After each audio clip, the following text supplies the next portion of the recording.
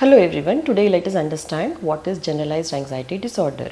It can be described as excessive, persistent, unreasonable anxiety or worry regarding day-to-day activities like going for work, anything related to family issues, relationship issues, or about money or any trivial matter in the day-to-day life can bother a person and lead to anxiety.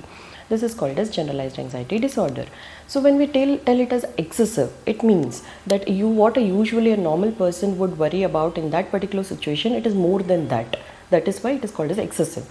Persistent, it means that it is persisting constantly for a long duration of time. And it is unreasonable. What a normal usually that particular situation may not require a person to get anxious about, but still that person may feel anxious about, then it is called as unreasonable.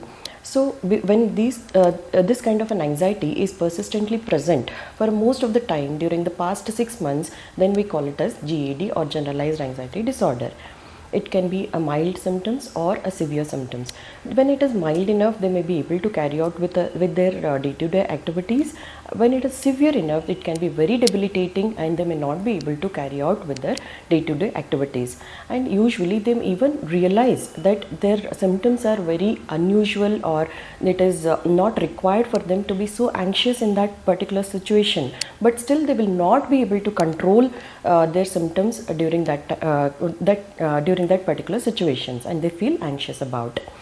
And it can also be associated with other symptoms like feeling always on the edge, restless, and they may not be able to focus well or concentrate well. They may go blank. They feel always tired. And there can also be other physical symptoms like muscle aches, muscle pains, and chronic digestive issues, which can and also one of the most common symptoms which we can see is chronic insomnia, or they may not be able to sleep well because of the anxiety issues. This can affect their physical well-being, also lead to something called as chronic fatigue syndrome.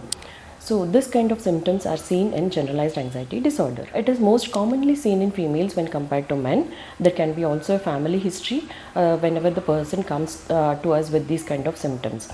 It can be treated with psychotherapy as well as medications. Psychotherapy mainly includes cognitive behavior therapy, in which mainly the way they think can be modified with certain therapy techniques, which helps them to react in a different way in the particular situations and reduce their anxiety. Treatment involves psychotherapy as well as medications. In psychotherapy, it is mainly the cognitive behavior therapy, in which how they think in a particular situation can be modified so that they react to that particular situation in a better way and their anxiety is under control.